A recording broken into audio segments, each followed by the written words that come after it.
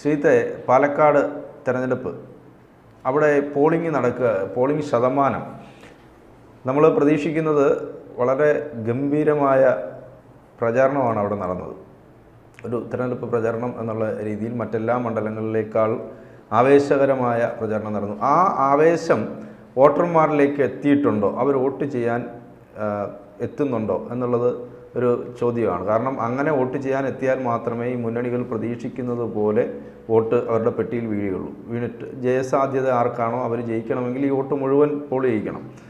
ഇവിടെ 50% ഇതുവരെ നമ്മൾ ഈ സംസാരിക്കുന്ന സമയം വരെ വോട്ടിംഗ് ശതമാനം എന്ന് പറയുന്നത്. 50% ഇതുവരെ. ഈ കുറച്ചുകൂടെ കഴിയുമ്പോൾ അത് എത്ര ശതമാനമാകാം എന്ന് നമുക്കൊരു കണക്കുണ്ട്. അപ്പോൾ നമുക്ക് ഊഹിക്കാമല്ലോ. പോളിംഗ് ശതമാനം താരതമ്യേന കുറയുമോ ഇത്തവണ? കുറയാനാണ് സാധ്യത. കാരണം ജനങ്ങളുടെ മനസ്സിൽ, വോട്ടർമാരുടെ മനസ്സിൽ ഇതൊരു അനാവശ്യമായ ഒരു തിരഞ്ഞെടുപ്പായാണ് അവർ കാണുന്നത്. പാലക്കാടായാലും ചേലക്കരയായാലും വയനാട്ടിലായാലും ഈ ഉപതെരഞ്ഞെടുപ്പ് ഉണ്ടാകാനുള്ള സാഹചര്യം ഉണ്ടായത് ഈ രാഷ്ട്രീയ പാർട്ടികളുടെ ഈ പിടിപ്പുകേട് കൊണ്ടാണ്. ഷാഫി പറമ്പിൽ വടകരയിലേക്ക് പോകുന്നു, ചേലക്കരയിൽ നിന്നും രാധാകൃഷ്ണൻ ആലത്തൂരിലേക്ക് പോകുന്നു, അതോടൊപ്പം തന്നെ രാഹുൽ ഗാന്ധി രാജിവെക്കുന്നു. അങ്ങനെ 3 മണ്ഡലങ്ങളിലും ഈ വ്യത്യസ്ത സാഹചര്യം കൊണ്ടാണ് ഈ ഉപതെരഞ്ഞെടുപ്പ് ഉണ്ടായത്. പ്രത്യേകിച്ച് കഴിഞ്ഞ വയനാട്ടിലും ചേലക്കരയിലും വളരെ വലിയ രീതിയിൽ പോളിംഗ് ശതമാനം കുറഞ്ഞിട്ടുണ്ട്. പ്രത്യേകിച്ച് വയനാട്ടിൽ 8%-ലധികമാണ് പോളിംഗ് കുറഞ്ഞിരിക്കുന്നത്. ചേലക്കരയിലും ചെറിയ തോതിൽ കുറഞ്ഞിട്ടുണ്ട്. അതിന് സമാനമായ സാഹചര്യമാണ് ഇപ്പോൾ പാലക്കാട് സംഭവിച്ചു കൊണ്ടിരിക്കുന്നത്. രാവിലെ തുടക്കത്തിലെല്ലാം വലിയ രീതിയിൽ ഈ വോട്ടിംഗ് ശതമാനം കുറയുന്ന സാഹചര്യമുണ്ടായി. എന്ന് പറഞ്ഞാൽ കഴിഞ്ഞ മുൻപുള്ള തെരഞ്ഞെടുപ്പിൽ, നിയമസഭാ തെരഞ്ഞെടുപ്പിൽ എത്രയാണോ വോട്ടിംഗ് ശതമാനം അതിനേക്കാൾ 10%-ലധികം കുറവായിരുന്നു തുടക്കത്തിലെല്ലാം അനുഭവപ്പെട്ടത്. അതിൽ നിന്ന് ചെറിയ രീതിയിൽ കയറി വരാൻ ശ്രമിക്കുന്നുണ്ട്. കാരണം ഈ പാർട്ടിയുടെ അണികളെല്ലാം വോട്ടർമാരെ വീട്ടിലെത്തി നേരിട്ട് കണ്ട് ഈ പോളിംഗ് സ്റ്റേഷനിലേക്ക് എത്തിക്കുന്ന ഒരു സാഹചര്യമുണ്ട്. ചേട്ടൻ സൂചിപ്പിച്ചതുപോലെ തന്നെ, കുറച്ച് മുൻപ് സൂചിപ്പിച്ചതുപോലെ വലിയ രീതിയിലായിരുന്നു പ്രചരണം ഉണ്ടായത്. അതോടൊപ്പം തന്നെ മുൻപൊന്നും ഉപതെരഞ്ഞെടുപ്പിൽ കണ്ടിട്ടില്ലാത്ത തരത്തിലുള്ള കൂറുമാറ്റം CPM-ൽ നിന്ന് ചില അണികൾ പോകുന്നു. അതിനേക്കാൾ കോൺഗ്രസിൻ്റെ യുവ നേതാവിനെ തന്നെ തങ്ങളുടെ പാളയത്തിലേക്ക് എത്തിക്കുന്നു. അതോടൊപ്പം തന്നെ BJP-യിൽ നിന്ന് സന്ദീപ് വാര്യർ പോകുന്നു. അങ്ങനെ 3 പാർട്ടിയിൽ നിന്നും ചെറുതും വലുതുമായ നേതാക്കൾ കൂറുമാറുന്ന ഒരു തിരഞ്ഞെടുപ്പായിരുന്നു നാം പാലക്കാട് കണ്ടത്. മുൻപ് ഒരിക്കലും ഇത്തരത്തിലുള്ള ഒരു കൂടുമാറ്റം നാം ഒരു തിരഞ്ഞെടുപ്പിലും കണ്ടിട്ടില്ല. എന്തായാലും പല പാർട്ടികളുടെയും ശക്തി കേന്ദ്രങ്ങളിലാണ് ഈ വോട്ട് കുറഞ്ഞുകൊണ്ടിരിക്കുന്നത്. അതിനാൽ തന്നെ 3 പാർട്ടികളും അങ്കലാപ്പിലാണ്. ഇപ്പോൾ പാലക്കാട് നഗരഹൃദയങ്ങൾ BJP-ക്കും അതോടൊപ്പം തന്നെ കോൺഗ്രസിനും ശക്തിയുള്ള സ്ഥലങ്ങളാണ്. അവിടെ മന്ദഗതിയിലാണ് പോളിംഗ് പുരോഗമിക്കുന്നത്.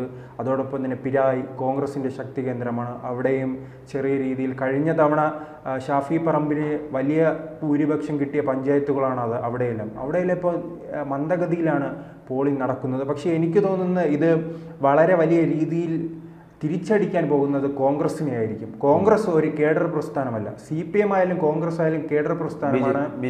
BJP cadre പ്രസ്ഥാനങ്ങളാണ്. അവർ ഈ വോട്ടർമാരെ വീട്ടിലെത്തി കൃത്യമായി എത്തിക്കാനുള്ള സംവിധാനം അവർ ഒരുക്കുന്ന ഒരു സാഹചര്യം പല തിരഞ്ഞെടുപ്പുകളിലും നാം കണ്ടിട്ടുള്ളതാണ്. പ്രത്യേകിച്ച് CPM അറിയാലോ, വൈകുന്നേരങ്ങളിൽ ഇപ്പോൾ മാറിയിട്ടുണ്ട്. ഇപ്പോൾ ലോക്സഭാ തിരഞ്ഞെടുപ്പിൽ ആകെ ജയിച്ചത് 1 സീറ്റാണ്. അവർ വിലയിരുത്തലൊക്കെ കാണുമ്പോൾ 13-12 സീറ്റ് ലോക്സഭയിൽ തങ്ങൾ വിജയിക്കുമെന്നായിരുന്നു അവകാശപ്പെട്ടിരുന്നത്. പക്ഷെ മുൻകാലങ്ങളിൽ അവർ അവകാശപ്പെട്ടാൽ ഞങ്ങൾക്ക് ഇത്രയും വോട്ട് കിട്ടും, ഞങ്ങൾക്ക് ഇത്രയും സീറ്റ് കിട്ടുമെന്ന് പറയുമ്പോൾ അത് കൃത്യമായിരുന്നു. ആ കാലം മാറിയിട്ടുണ്ട്. എന്തായാലും ചെറിയ രീതിയിലെങ്കിലും ഈ അവരുടെ വിലയിരുത്തലുകൾ കൃത്യമാകുന്നു ഈ സാഹചര്യത്തിലുണ്ട്. കാരണം നിയമസഭയിൽ അവർക്ക് കൃത്യമായി സംഭവിച്ചിട്ടുണ്ട്. പക്ഷെ ലോക്സഭയിൽ അവർക്ക് പരാജയപ്പെട്ട സാഹചര്യമാണ് വിലയിരുത്തൽ ഉണ്ടാകുന്നത്. അതിനാൽ തന്നെ ഈ കേഡർ പ്രസ്ഥാനങ്ങൾ രണ്ടുപേരും തങ്ങളുടെ വോട്ടുകൾ പെട്ടിയിലാക്കുകയാണെങ്കിൽ കോൺഗ്രസിനായിരിക്കും വലിയ തിരിച്ചടി ഉണ്ടാകുന്നത്. ജനങ്ങൾ മടുപ്പിലാണ്. അതിന് ഭരണവിരുദ്ധ വികാരത്തിൻ്റെ ആണോ ഈ അനാവശ്യമായ തിരഞ്ഞെടുപ്പ് കൊണ്ടുള്ള മടുപ്പാണോ എന്ന് ഈ തിരഞ്ഞെടുപ്പ് ഫലം വരുമ്പോൾ മാത്രമേ അറിയാൻ കഴിയൂ. പാലക്കാട് നഗരത്തിലും അതോടൊപ്പം തന്നെ ഗ്രാമപ്രദേശങ്ങളിലുമാണ് കുറവ്.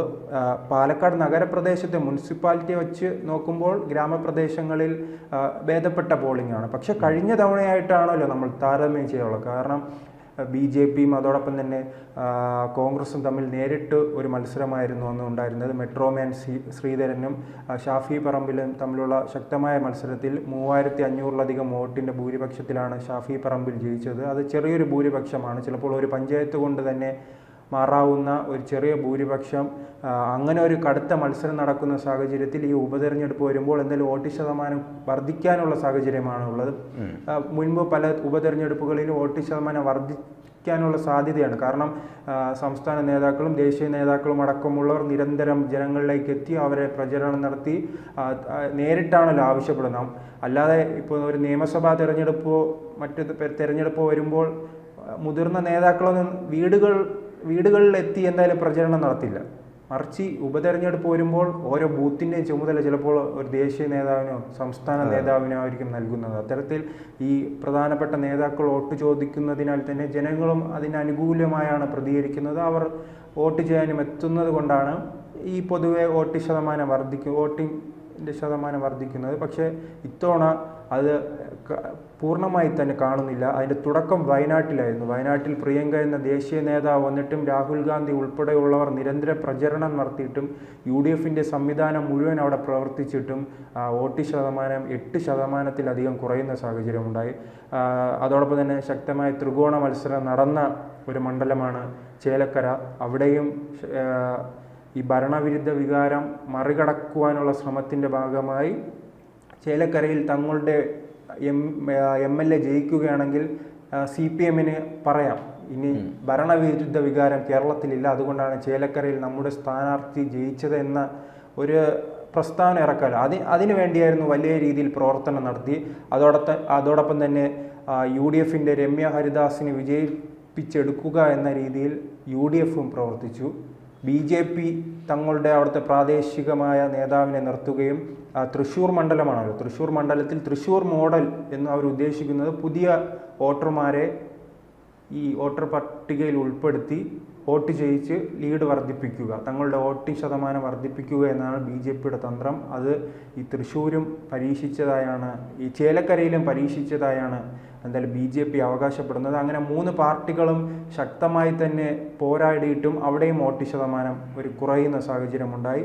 പാലക്കാടും ഈ കുറവ് ആരെ ബാധിക്കുമെന്ന് നിലവിൽ നിശ്ചയമില്ലെങ്കിലും വലിയ തോതിൽ തന്നെ UDFനെ ബാധിക്കാനാണ് സാധ്യത. കാരണം UDFന് ശക്തി ഉള്ള മണ്ഡലങ്ങളിലാണ്, പഞ്ചായത്ത് ഉൾപ്പെടെ ആ മേഖലയിലാണ് ഈ വോട്ട് ശതമാനം കുറയുന്നത്. ഇപ്പോൾ വലിയ രീതിയിൽ ചിലപ്പോൾ അനാവശ്യമായ വിവാദങ്ങളും ഈ തെരഞ്ഞെടുപ്പിനെ ബാധിച്ചിരിക്കാം. ഈ ട്രോളി വിവാദമെല്ലാം ഉണ്ടല്ലോ, അനാവശ്യമായ വിവാദം. അതോടൊപ്പം തന്നെ സന്ദീപ് വാര്യർ BJP വിട്ട് കോൺഗ്രസിലേക്ക് പോയതും ചിലപ്പോൾ ന്യൂനപക്ഷ വോട്ടുകളെ സ്വാധീനിക്കാം. അവർ എന്തായാലും BJPക്കും LDFനും വോട്ട് ചെയ്യേണ്ട, മറിച്ച് അത് വോട്ട് ചെയ്യാതിരിക്കാമെന്ന ചിന്തയിൽ. ഈ പിരായി പഞ്ചായത്തെല്ലാം ന്യൂനപക്ഷം കൂടുതലുള്ള പഞ്ചായത്താണ്, കോൺഗ്രസിന് സ്വാധീനമുള്ള പഞ്ചായത്താണ്. ആ മേഖലയിലെല്ലാം ഇപ്പോൾ വോട്ട് ശതമാനം കഴിഞ്ഞ ഇത് വെച്ച് നോക്കുമ്പോൾ കുറവാണ്. അല്ലാതെ മുഴുവനായിട്ട് നോക്കുമ്പോൾ നഗരസഭയും കാട്ടി നഗര കേന്ദ്രീകൃത പ്രദേശങ്ങളിലേക്കാൾ കൂടുതൽ വോട്ടുകൾ പഞ്ചായത്തുകളിൽ രേഖപ്പെടുത്തുന്നുണ്ട്. അവസാന ഘട്ടം എന്തായാലും 23-ാം തീയതി ഈ വോട്ട് ശതമാനം കുറഞ്ഞത് ആർക്കാണ് തിരിച്ചടി ഉണ്ടാകുക എന്നത് ആ റിസൾട്ട് വരുമ്പോൾ നമുക്കറിയാൻ പറ്റും.